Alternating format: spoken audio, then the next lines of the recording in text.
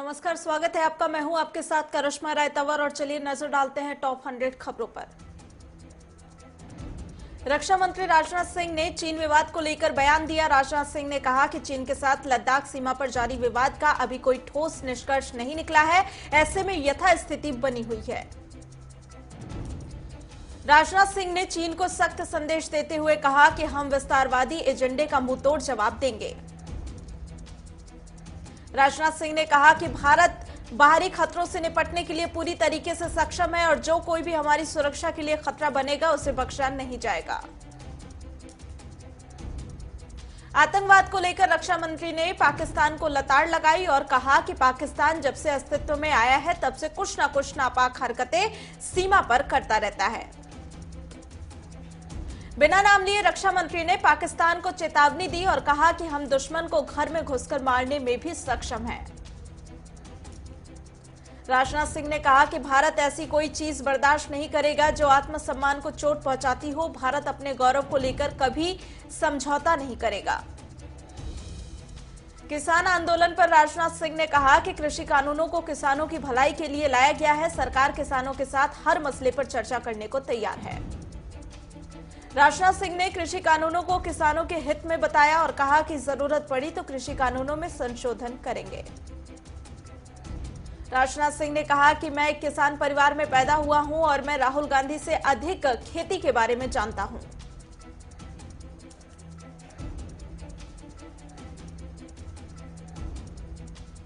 Love जिहाद के मुद्दे पर भी राजनाथ सिंह ने बयान दिया और कहा कि धर्म बदलकर शादी करना गलत है। किसानों और केंद्र सरकार के बीच 7वें दौर की बातचीत आज होगी। ये बैठक विज्ञान भवन में दोपहर 2 बजे से शुरू होगी। बैठक से पहले किसानों ने सरकार को चिट्ठी लिखी और तीनों कानूनों को रद्द करने और एमएसपी पर लिखित गारंटी पर बात होगी। सरकार के साथ बातचीत से पहले किसान नेता राकेश टिकैत ने कहा कि सरकार कानून वापस नहीं लेगी तो प्रदर्शन खत्म नहीं होगा। राकेश टिकैत ने कहा कि विपक्ष को टेंटों में बैठकर कृषि कानूनों के खिलाफ प्रदर्शन करना चाहिए। बीते दिन केंद्रीय गृह मंत्री अमित शाह पीयूष गोयल के बीच लंबे दौर की बातचीत हुई, जिसमें किसानों संग मुलाकात की रणनीति बनाई गई। कृषि कानूनों के खिलाफ किसान आंदोलन का आज 35वां दिन है। किसान दिल्ली की सभी सीमाओं पर डटे हुए हैं। किसान कानून को वापस लेने की मांग पर अड़े हुए हैं। राजस्थान के मुख्यमंत्री अशोक गहलोत ने पीएम मोदी को पत्र लिखकर राष्ट्रीयकृत वाणिज्यिक और भूमि विकास बैंकों से किसान के बकाया ऋणों को माफ करने की मांग की है। भारत में कोरोना वायरस का नया स्ट्रेन पैर पसारता जा रहा है। देश में कोरोना के नए स्ट्रेन के मरीजों की संख्या 20 हो गई है। स्वास्थ्य मंत्रालय ने दावा किया है कि कोरोना की वैक्सीन नए स्ट्रेन पे भी प्रभावी होगी। लोगों को नए स्ट्रेन से घबराने की जरूरत नहीं है। स्वास्थ्य मंत्रालय ने कहा कि कोरोना का नया स्ट्रेन ज्यादा तेजी से फैलता है, ऐसे में हमें ज्यादा सावधानी बरतने की जरूरत होगी। देश में पिछले 24 घंटों में कोरोना के 20,550 नए मामले सामने आए। वहीं 24 घंटे में 286 लोगों की मौत हुई है। भारत में कोरोना के कुल मामलों की संख्या 1,02,44,853 हो गई है, जबकि कोरोना से 1,48,000 से ज्यादा लोगों की जान चली गई है। आरजेडी नेता श्याम रजक ने दावा किया है कि जेडीयू के विधायक बीजेपी की कार्यशैली से नाराज हैं और बिहार की एनडीए सरकार को गिराना चाहते हैं। श्याम रजक ने कहा कि जेडीयू के 17 विधायक आरजेडी के संपर्क में हैं और ये जल्द ही आरजेडी में शामिल होंगे। प्रधानमंत्री मोदी वीडियो कॉन्फ्रेंसिंग के जरिए 31 दिसंबर को गुजरात के राजकोट में एम्स की आधारशिला रखेंगे। राजकोट में बनने वाले एम्स 1,195 करोड़ रुपए की लागत से बनेगा। संस्थान का निर्माण 2022 के मध्य तक पूरा होने की उम्मीद है। वहीं पीएम मोदी 1 जनवरी को उत्तर प्रदेश समेत 6 राज्यों में लाइट हाउस परियोजना की नींव रखेंगे। केंद्रीय मंत्री रामदास अठावले ने दावा किया है कि संजय राउत के यूपीए को लेकर दिए गए बयान की वजह से महाराष्ट्र सरकार गिर सकती है। श्रीनगर के होकरसर इलाके में सुरक्षा बलों और आतंकवादियों के बीच मुठभेड़ खत्म हो गई है। जानकारी के मुताबिक सुरक्षा बलों ने एनकाउंटर में 3 आतंकियों को ढेर कर दिया। शिवसेना नेता संजय राउत ने ट्वीट कर कहा कि मेरे परिवार को ईडी का नोटिस मिलने की खबर सुनकर अचानक कुछ मिनी लोटस खिलने लगे हैं। समाजवादी पार्टी के अध्यक्ष अखिलेश यादव ने ऐलान किया है कि 2022 में सपा की सरकार बनने पर सभी फर्जी मुकदमे वापस लिए जाएंगे। उत्तर भारत में बीते कई दिनों से ठंड ने दस्तक दे दी है। पहाड़ों पर बर्फबारी हो रही है, जिसका असर मैदानी इलाकों में देखने को मिल रहा है। मौसम विभाग का कहना है कि आने वाले दिन में न्यूनतम तापमान में 3 से 5 डिग्री सेल्सियस तक की कमी आ सकती है। मौसम विभाग ने दिल्ली को लेकर अलर्ट जारी किया। मौसम विभाग ने आशंका जताई है कि दिल्ली में 2 डिग्री तक पारा जा सकता है। दिल्ली में पानी की समस्या गहरा सकती है। यमुना नदी में अमोनिया का स्तर बढ़ने से वाटर ट्रीटमेंट में समस्या आ रही है। भारतीय वायुसेना प्रमुख आरकेएस भदौरिया ने चीन को एक बार फिर से चेताया है। वायुसेना प्रमुख ने कहा कि एलएसी पर हम भी पूरी तरह से तैयार हैं और सेना की तैनाती को लेकर सभी आवश्यक कदम भी उठाए हैं। यौन शोषण के केस में जेल में बंद यूपी के पूर्व कैबिनेट मंत्री गायत्री प्रसाद प्रजापति के घर पर ईडी छापेमारी कर रही है। दिल्ली मेट्रो स्टेशन में नए साल से यात्री कैश देकर स्मार्ट कार्ड रिचार्ज करा सकते हैं। बता दें कि कोरोना महामारी के चलते नकद में भुगतान पर रोक लगी थी। कोरोना को ध्यान में रखते हुए दिल्ली मेट्रो रेल कॉरपोरेशन ने टोकन को बंद रखने का फैसला किया है। बेंगलुरु में ट्विटर सीईओ जैक डॉसी के खिलाफ एफआईआर दर्ज कराई गई। इस शिकायत में हिंदू भावनाएं ठेस पहुंचाने का आरोप लगाया गया है। बाड़मेर में कड़ाके की ठंड के चलते खेतों में बर्फ जम गई, जिसके चलते किसान परेशान हैं। अथरी में दूसरे चरण के मतदान के बाद की गिनती की जा रही है। 41 ग्राम पंचायत के चुनाव के नतीजे जल्द ही घोषित कर दिए जाएंगे। चामराज में राज्य खनिज मंत्री ने खनिज और पत्थर की चोरी नहीं होने देने का भरोसा दिया और खनन अधिकारियों को अवैध खनन रोकने का निर्देश भी दिया। बेलगाम में ग्राम पंचायत चुनाव की मतपेटियों को स्ट्रांग रूम से बाहर निकाल दिया गया और अब मतों की गिनती की जा रही है। बस्ती में कोरोना टीकाकरण के लिए 18 स्थान चिन्हित किए गए। इन स्थानों में जिला और ब्लॉक स्तरीय अस्पताल भी शामिल हैं। रांची में हेमंत सरकार का 1 साल पूरा होने पर झारखंड मुक्ति मोर्चा ने कार्यक्रम का आयोजन किया, जिसमें शिबू सोरेन भी शामिल हुए। साहिबगंज में मोतीनाथ धाम बाबा नगरी पिकनिक स्पॉट का डीएसपी ने जायजा लिया और वहां तैनात पुलिसकर्मियों को कई दिशा निर्देश भी दिए। झारखंड सीएम हेमंत सोरेन ने राज्यपाल को सम्मानित किया, जिसके बाद राज्यपाल ने हेमंत की लंबी उम्र की कामना की। दुमका में मंत्री चंपई सोरेन ने 1 अरब 66 करोड़ 10,43,900 रुपए के परिसंपत्ति का वितरण किया। पूर्णिया का मरंगा गांव सरकारी योजना से वंचित है। ग्रामीणों में इसके चलते आक्रोश दिखाई दे रहा है। हरियाणा के बिजली मंत्री रणजीत सिंह ने कहा कि राज्य में बिजली के घरेलू कनेक्शन 30 दिनों के अंदर दिए जाएंगे। रामपुर में नोडल अधिकारी ने ग्रामीण इलाकों में सरकारी योजना की जमीनी हकीकत जानी और बिलासपुर स्थित धान क्रय केंद्र का भी जायजा लिया। नालागढ़ में हमारी पार्टी हिमाचल पार्टी के प्रदेश अध्यक्ष डॉक्टर राजन सुशांत किसानों के समर्थन में उतरे और कहा कि किसानों को उनकी फसलों का उचित दाम नहीं मिल पा रहा। कोसली में नेकी की दीवार के जरिए पिछले 4 सालों से गरीबों को कपड़े और जूते मिल रहे हैं। मऊ के नोडल अधिकारी मुकेश कुमार ने धान क्रय केंद्र का निरीक्षण किया और कमियां मिलने पर सचिव और लेखपाल को निलंबित किया। आईओसी के ऊना टर्मिनल के मुख्य द्वार पर ऑफ साइट मॉक ड्रिल का अभ्यास किया गया और इस दौरान एसडीएम भी मौजूद रहे। देवघर में विकास मेला सह ऋण वितरण समारोह के दौरान नगर निगम ने 20 लाभार्थियों को ई रिक्शा आदि बांटे। जमशेदपुर में सरकारी अधिकारियों के नाक के नीचे ही सरकारी जमीन का सौदा कर लिया गया, लेकिन अधिकारियों को भनक तक नहीं लगी। जमशेदपुर में अज्ञात अपराधियों ने जमीन कारोबारी की दिन दहाड़े गोली मारकर हत्या कर दी और पुलिस मामले की जांच कर रही है।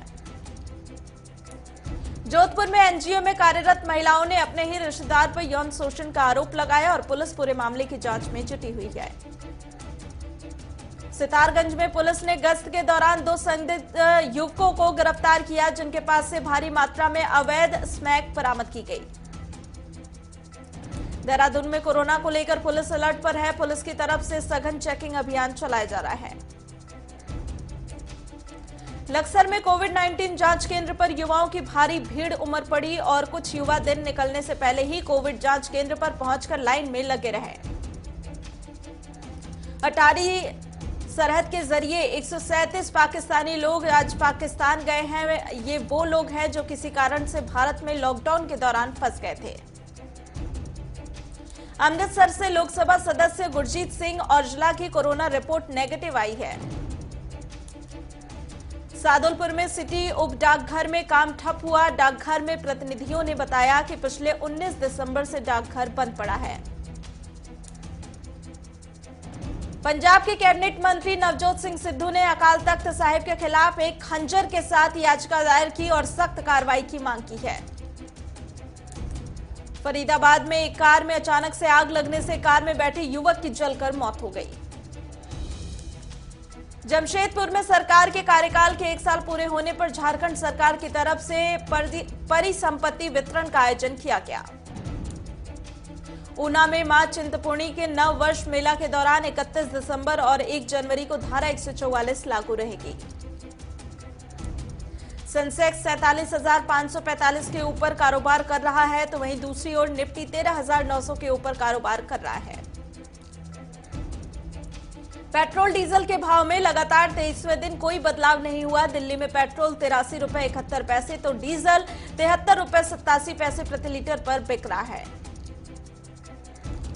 लिस्टेड कंपनियों का टोटल मार्केट कैप 20 सालों में 182 लाख करोड़ रुपए बढ़ा, जिससे जनवरी तक वो 200 लाख करोड़ रुपए के पार पहुंच सकता है।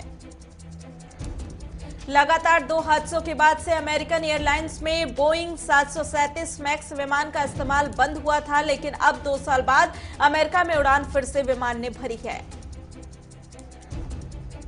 टाटा सन्स ने एयर एशिया इंडिया में 276 करोड़ में खरीदी 32.67% हिस्सेदारी और इसमें से पिछले 6 सालों में भारतीय बिजनेस से कभी भी मुनाफा नहीं कमाया है।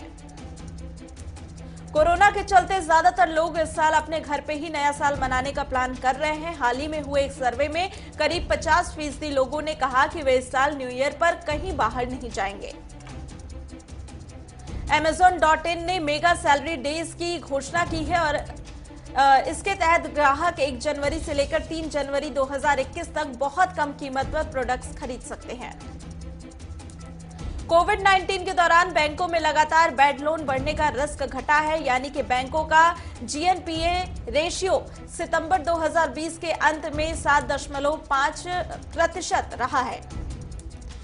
इकोनॉमी अफेयर्स के पूर्व सेक्रेटरी अतानु चक्रवर्ती HDFC बैंक के चेयरमैन हो सकते हैं। चक्रवर्ती 1985 बेंच के IAS अधिकारी और गुजरात कैडर के अधिकारी हैं। RVNL में सरकार को उसकी 15% तक हिस्सेदारी बेचने में मदद करने के लिए एलारा कैपिटल और IDBI capital markets and securities ने दिलचस्पी दिखाई है। अमेरिका की नवनिर्वाचित उपराष्ट्रपति कमला हैरिस ने कोरोना वैक्सीन का टीका लगाया, जिसका टीवी में प्रसारण किया गया। अमेरिका में भी कोरोना वायरस का नया स्ट्रेन पहुंच गया है। अमेरिका में कोरोना वायरस के नए स्ट्रेन का पहला मामला कोलोराडो में पाया गया।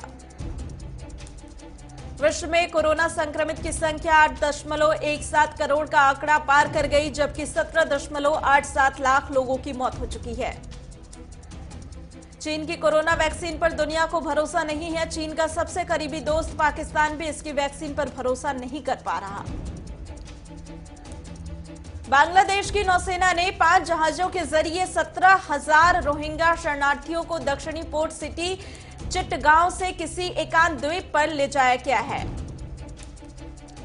जो बाइडेन की जीत को पलटने की कोशिश के मद्देनजर रिपब्लिकन पार्टी से जुड़े कई लोगों ने उपराष्ट्रपति माइक पेंस के खिलाफ मुकदमा दायर किया। महात्मा गांधी की तरफ से इस्तेमाल की गई कटोरी, लकड़ी के 2 चम्मच और लकड़ी के एक कांटे की ब्रिटेन के ब्रिस्टल में 10 जनवरी को नीलामी होने जा रही है। क्रोएशिया की राजधानी जाग्रेब में लगातार दूसरे दिन भूकंप के झटके महसूस किए गए। भूकंप करीब 6 लोगों की इसमें मौत की वजह बना। दुबई में भारतीय वाणिज्य दूतावास 1 जनवरी से हर महीने अप्रवासी कामगारों के लिए ब्रेकफास्ट कार्यक्रम का आयोजन करेगा। माली में एक आईईडी धमाके के चलते फ्रांस के 3 सैनिकों की मौत हो गई। एक्स बॉयफ्रेंड रणबीर कपूर के परिवार के साथ दीपिका पादुकोण छुट्टियां मना रही हैं, जहां उनके साथ पति रणवीर सिंह भी हैं। बॉलीवुड अभिनेत्री कृति कुल्हारी का कहना है कि अब वक्त आ गया है कि हम मैरिटल रेप के खिलाफ आवाज उठाएं। दरअसल कृति इसी मुद्दे पर बनी क्रिमिनल जस्टिस सीरीज लेकर आ रही हैं। पवित्रा पुनिया के पापा की तबीयत खराब हुई। पवित्रा ने अपने इंस्टाग्राम में एक पोस्ट शेयर की है और लोगों से अपने पिता की हेल्थ के लिए दुआ मांगने की रिक्वेस्ट की। एक्ट्रेस श्रुति सेठ को इमरजेंसी सर्जरी करानी पड़ी, जिसका उन्होंने सोशल मीडिया पर एक पोस्ट डालकर बताया है। एक्ट्रेस पूनम पांडे का इंस्टाग्राम अकाउंट हैक हो गया, जिस वजह से उन्हें उनके इंस्टाग्राम अकाउंट के गलत इस्तेमाल किए जाने को लेकर डर सता रहा है। टीम इंडिया को जीत से आईसीसी टेस्ट चैंपियनशिप में बड़ा फायदा हुआ है, जिससे उनकी फाइनल में पहुंचने की संभावना बढ़ी है। विराट कोहली की अनुपस्थिति में रहाणे आखिरी 3 टेस्ट में टीम इंडिया के कप्तान बने हैं, जिस वजह से रहाणे की अगुवाई में टीम इंडिया ने ऑस्ट्रेलियाई धरती पर ऐतिहासिक जीत दर्ज की है। रहाणे की कप्तानी के बड़े बड़े दिग्गज मुरीद हुए, हालांकि पूर्व कप्तान ने भी अपनी खुशी इस पर जाहिर की।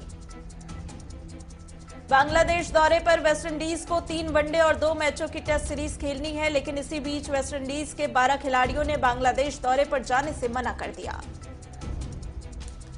खिलाड़ियों के मानसिक स्वास्थ्य की निगरानी के लिए इंग्लैंड क्रिकेट बोर्ड विशेषज्ञ की सेवाएं लेगा और इसके बाद ही वे भविष्य के दौरे पर जाएंगे। तो इसी के साथ टॉप 100 खबरों में इतना ही। तमाम खबरों के लिए आप बने रहिए हमारे साथ।